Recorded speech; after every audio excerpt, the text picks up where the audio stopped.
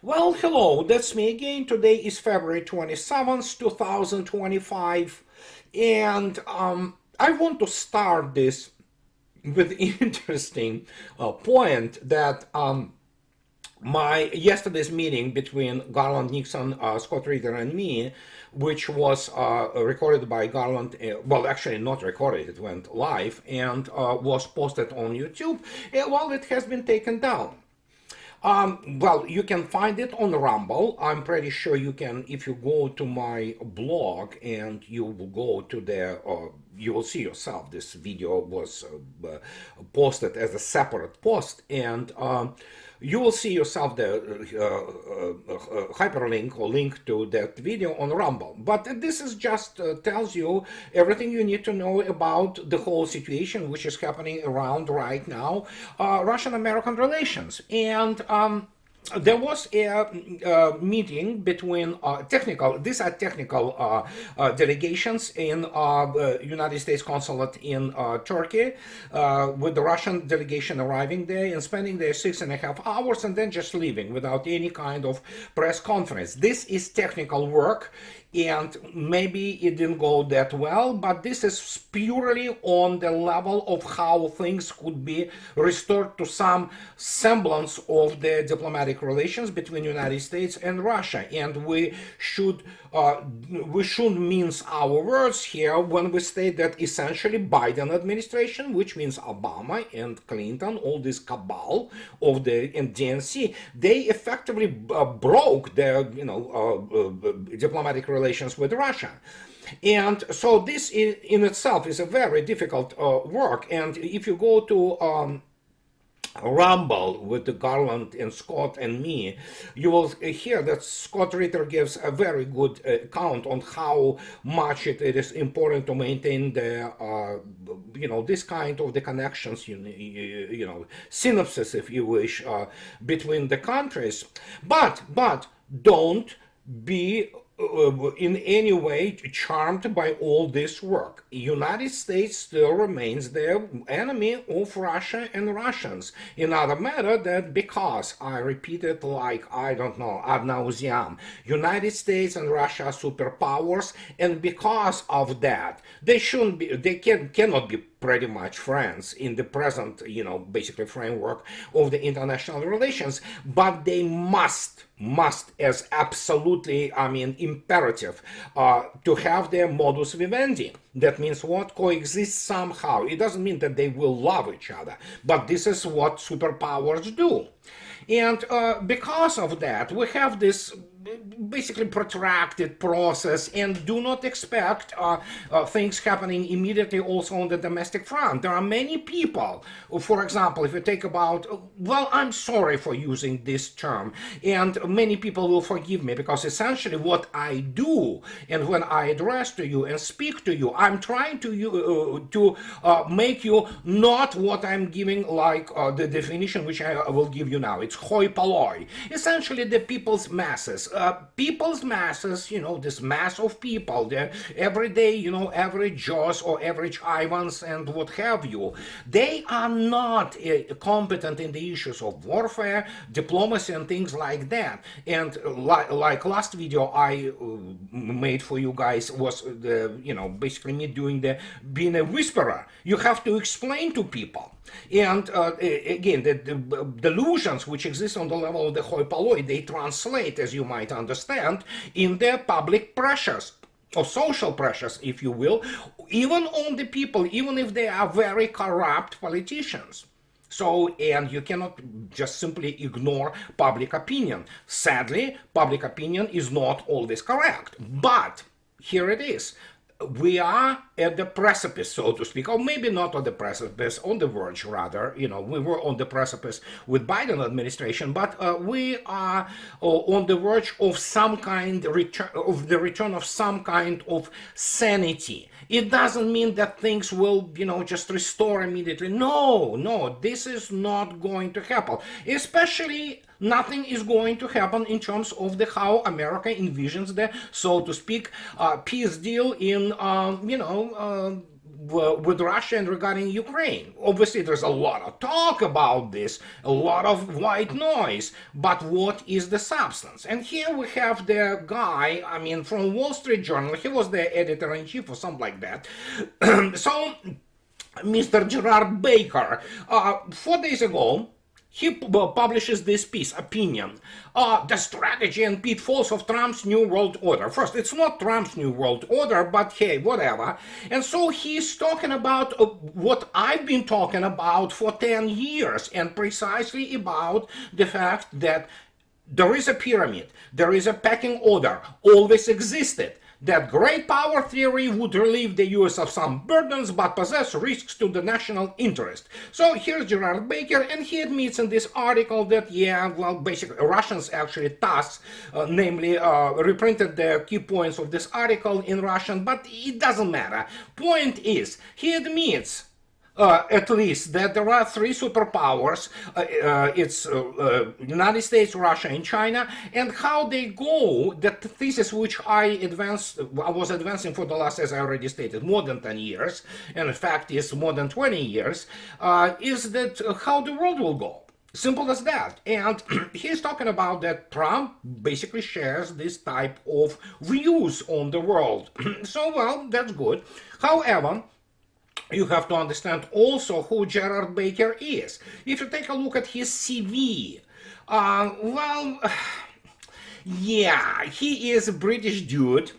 Yeah, he was educated, as you can see yourself. The only thing he did in his life was write all kinds of BS and pretend that he knows something about economy. Wall Street Journal doesn't understand the first thing about economics, but he was educated at Corpus Christi College, Oxford University, where he graduated in 1983 with a first-class honors degree in philosophy, politics, and economics. Yes, that means he has no viable education, but at least even he and people of his level of the intellect, that is to say, people who graduate, especially from the humanities degrees in United Kingdom, that has to be the masters and PhDs should be treated as the, well, basically mental disability. But even he, after I was speaking about it for so many years, it arrives to this point that, yeah, it is all about powers. It is all about great power politics. Always was and will always remain. And in this particular case, which I think why the video of Garland and Scott and me have been removed from YouTube, because obviously we had a very, very serious issues with, well, how to say it, Europe. So we have The Economist. This is another rag from London. Actually, it's run by American, I believe some lady, also ignoramus. This is Economist talks about that the job from hell, which Europeans should face off against Trump and Putin. The continent needs to choose a single envoy for peace talks.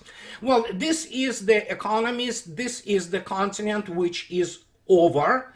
And it will continue to be, so to speak, descending into the second world status. It's not going to be completely third world, although, United Kingdom and their governments can show the way, that's for sure.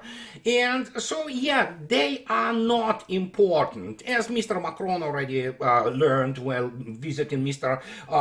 Trump in White House a few days ago, Trump is not interested. But then again, those guys, those European chihuahuas, they will be running primarily to Washington, D.C., because this is where their master resides. And to my surprise, and I am very vocal about talking, for example, RT, Russia Today, this thing run by Margarita Simonyan, and which is, well, let me put it this way. Yeah, they do some news work which is valuable. I use them periodically, but primarily their vector is still pro-Western, pro-liberal. But even the guy, which is Lukyanov, he is a journal, and he is he is the chief editor of the magazine Russia in the International Politics, or Global Politics, I think. But even he wrote the article which I applaud, because this is my thesis, which I advance stop. Evidently, people begin to come to their senses, and there should be no, adulation or towards Trump or towards the United States, and that's what he's warning about, which is good because that's what he says. And one of few times when I agree with him. Trump's America is no friend. Russia must stay the course. Moscow must resist the illusion of the new romance with Washington. And he is absolutely correct. And this is the, mood and essentially the idea on the level of the Russian military political elite. They understand that. Make no mistake. And when I mentioned hoi polloi, I mentioned it for a reason. There are still people, which are many of them, in fact is majority, who judge warfare and judge how the wars are prosecuted they judge it on the base of the entertainment industry. We know this. Even American political class is that stupid. And actually that's pretty much also applies to very many Russians, but at least Russians, unlike Americans, they have a first-hand experience with military service, and obviously Russian warfare historical experiences, they dwarf anything the United States ever experienced. But even on some of Russian levels, there are some people who think that, oh yeah, you have to judge things merely on how you advance per day. Well, that's Patton's movie, and of course it doesn't apply for the modern situation on the line of combat. And if we go and look attentively at, for example, armed forces of Ukraine losses today, these are today, well, as you can see yourself, we have a little bit, trend upward, but still it's just slaughter there, and you saw yourself what is happening there, and Russians are not in rush. Russians are not in rush to take the territory because first, I spoke about this non-stop. Russians fight non-stop, non-stop. It is just literally, you fight one village, clear it, mop it up, go to another village which starts at the end of the first village, and then it's constant urban combat. But Russians are not rushing. Indeed, why would you go and sacrifice your personnel for no particular reason, when you basically kill the rest of the armed forces of Ukraine, and you have a very low losses. Russians do have extremely low losses, and I think so at this stage it's more like 1 to 20, something like that. It doesn't mean Russians still lose people killed and wounded, but first we have to keep in mind the atrocities which are committed by the armed forces of Ukraine. And then there is another political thing here which many people do not understand. Russia already, I don't know how many times it has to be repeated.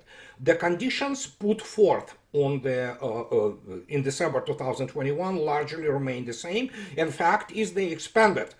New political objectives emerged.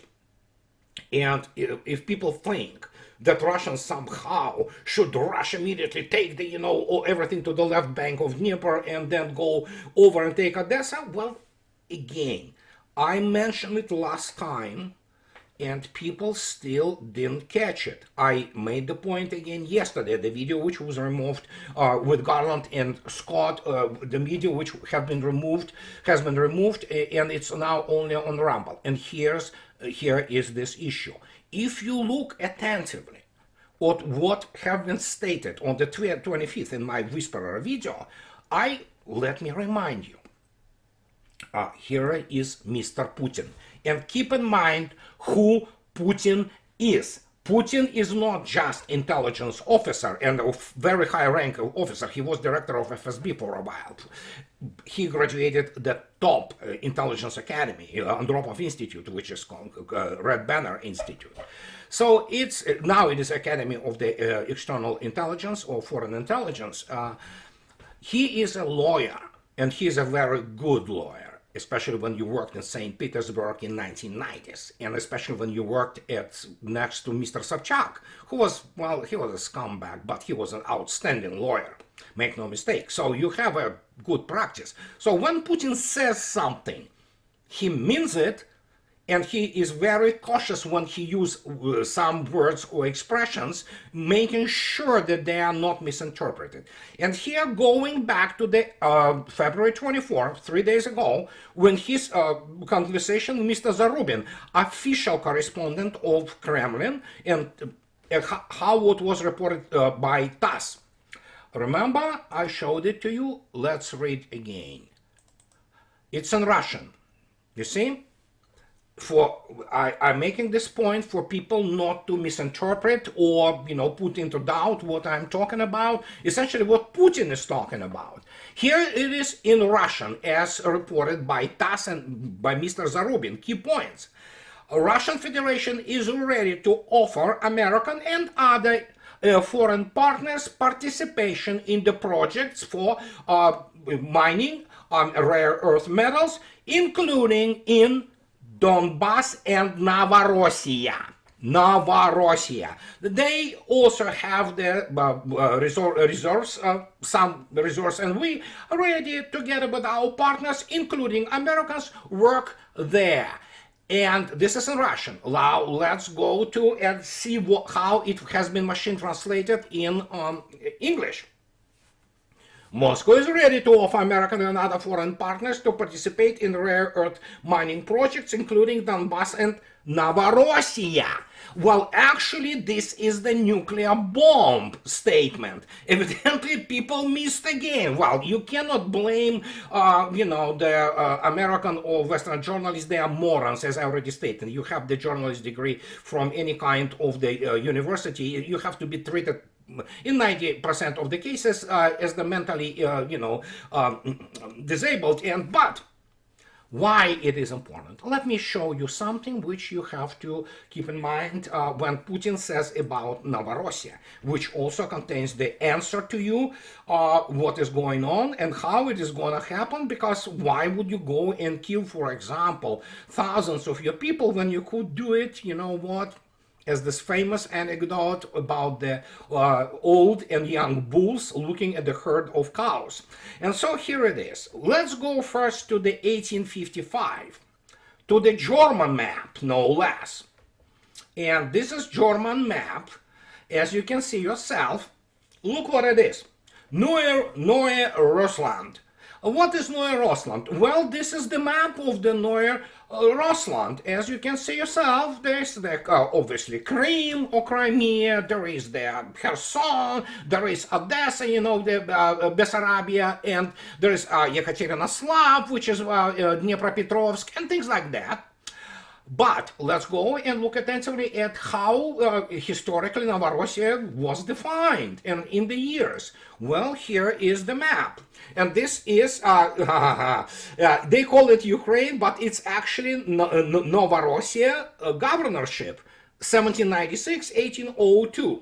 As you can see yourself, there are the years when they were basically acquired, and the Russians started building those great cities there, like Kherson, Odessa, Nikolaev, and things like that. Here's your Novorossiya. So, when Putin says about Donbass, which is out of the question, and Mr. Trump can say whatever he wants, that, oh yeah, I'll try to make sure that Russia, Ukraine gets some territories back. No. It's not getting any territories back, and it's clear as, the day, because, if Mr. Trump wants to contradict Mr. Vladimir Putin or Mr. Lavrov, good luck with that. So, and this is the reality which his team yet to learn, hard way, because they will be talking to Russian diplomats and military people who will say, yeah, guys, I'm sorry, if it's a no-go if you try to pretend that you can return some kind of the territories. Russia into this is not for the territories per se, but Russia will get what Mr. Putin states, Novorossiya too. How? Very simple. The reality on the ground.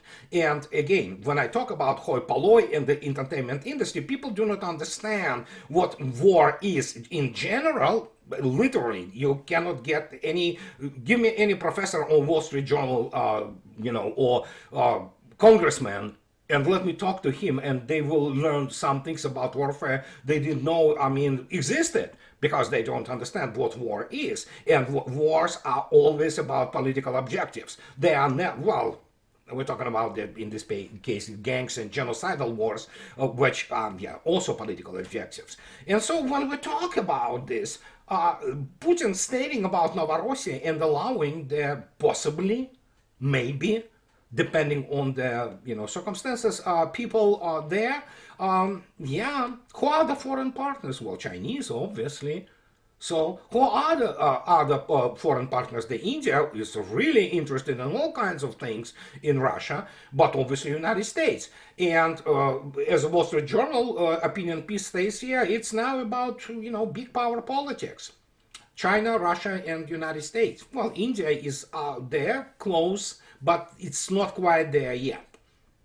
And when she will be, well, we'll have to wait and see. But how did they miss that?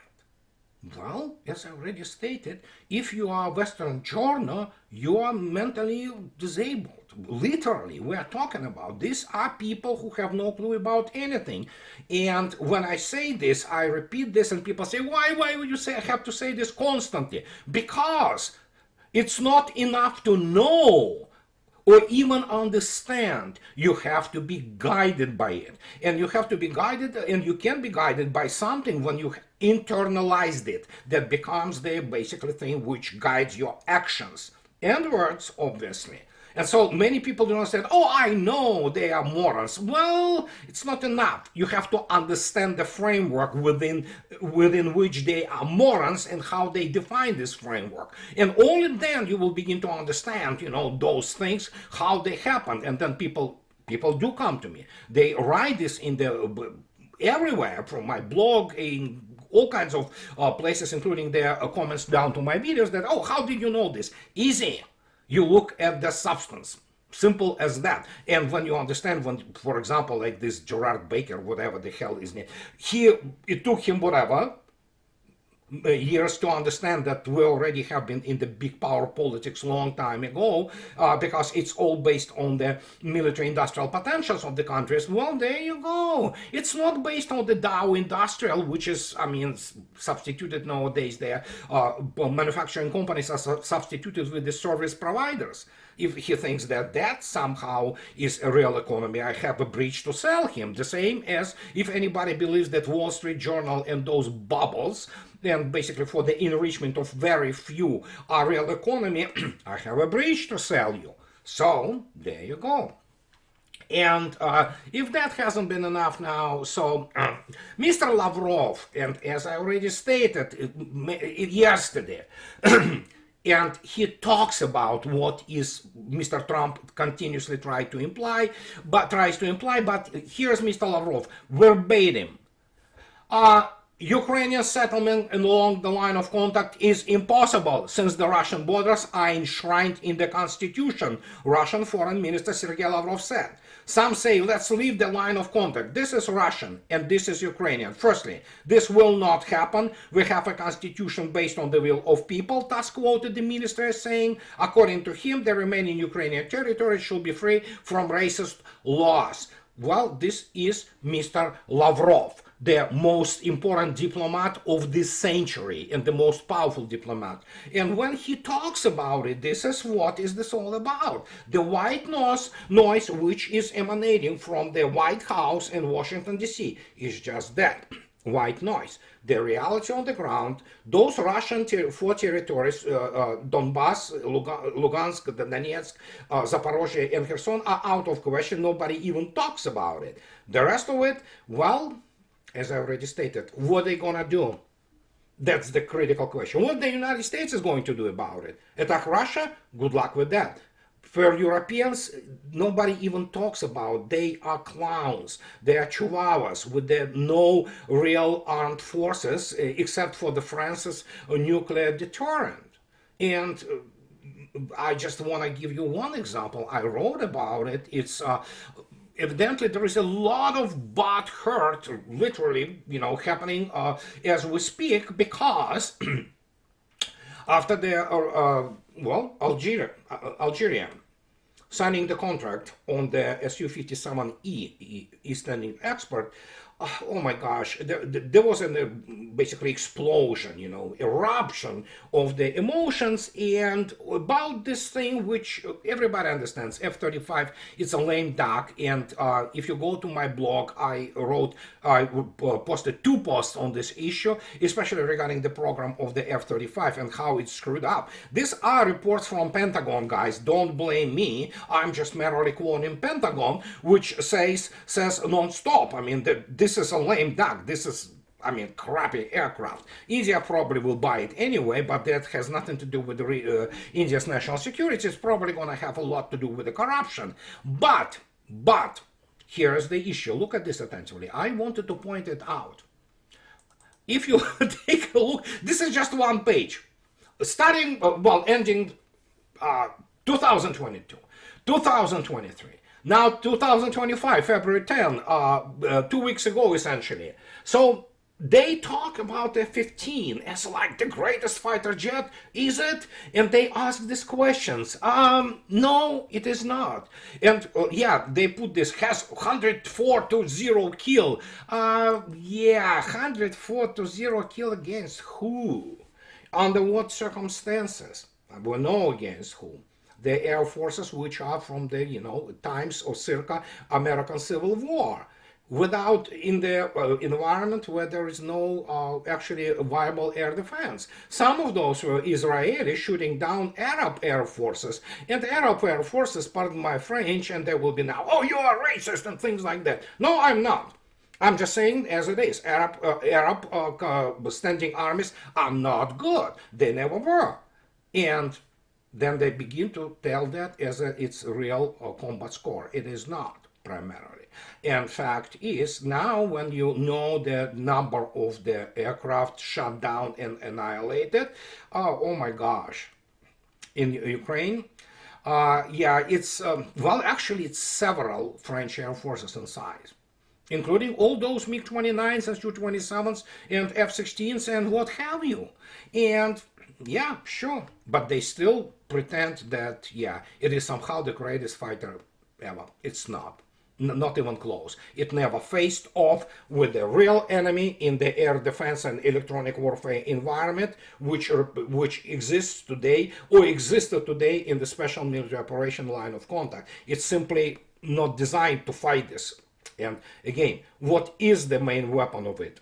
Well, I can tell you, it's AIM 120 MRAM, 160-kilometer range missile. And the longest range kill they ever recorded was something on the order of 30 kilometers or something like that. Yeah, compare this to 213 kilometers R-37, which shot down Ukrainians Su-27. So there you go. That's the explanation of the greatest fighter ever and why they continue to push it. Primarily, it's propaganda. And just to demonstrate to you why there will be no talk to with Europeans, here is Maria Zakharova talking today to Mr. Lecornu, the defense minister of France. French hate Russians. I mean, most French. I'm not saying that all French hate Russians, but most do. And the elites, they abhor Russians. They view them as subhumans, and this typical French attitude, actually.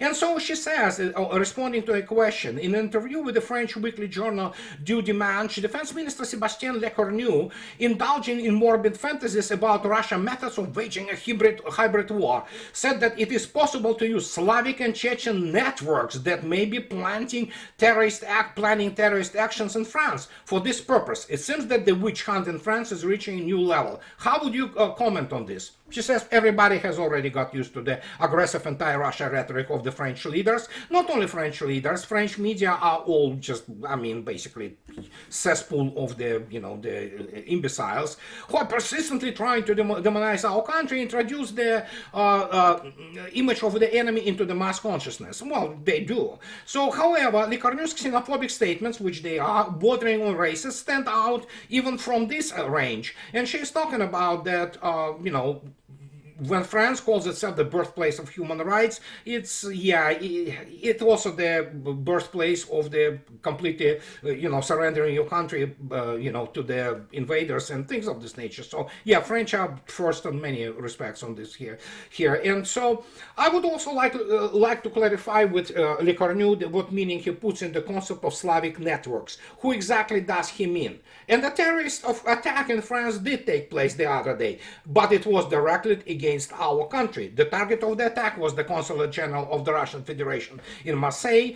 It was only by the happy coincidence that no one was urgent. Well, guess what? French police already apprehended those two guys who threw their Molotov cocktail on the territory of the Russian consulate in Marseille. Guess what? They got 8 months in prison. Wow. Well, that's the terrorist act. One of them is married to a Ukrainian woman. What can I say? So this is why there's nothing to talk about with Europeans. And, as I already stated, as you saw yourself, the elections in Germany, nothing changes and nothing will change because it has nothing to do with AfD taking the second place. Useless. The reason, because the majority, and actually overwhelming majority of Germans still voted for the globalist parties. And, well, as Mr. Merz, he wants to kill Russians. I mean, you scratch most of the German elite, somebody, all these relatives have been in Wehrmacht or SS. So there you go. There's nothing to talk with them. So, yeah, and this is the reality. And this is why, yeah, even this Gerard Baker, the guy from Wall Street Journal who never held a real job in his life, even he finally got it that, yeah, it was for a while now. And now it is clearly about three big powers politics. And the rest of the world will have to kind of sit around, see what is happening, take a note, and proceed from there, and hopefully we will find indeed on the top of this pyramid the modus vivendi, how to exist while still not going to the war and not killing millions of people, and how to probably even trade and cooperate on some issues. The rest of it, well, hopefully we'll find this balance, So, and this is what I wanted to tell you today about this whole thing. And as always, in the end, guys, those who like what I do, please subscribe to my video, and those who can afford, please support me on the Patreon or buy me a coffee too. So have the nice rest of the week, and I'll talk to you later, guys. Bye bye.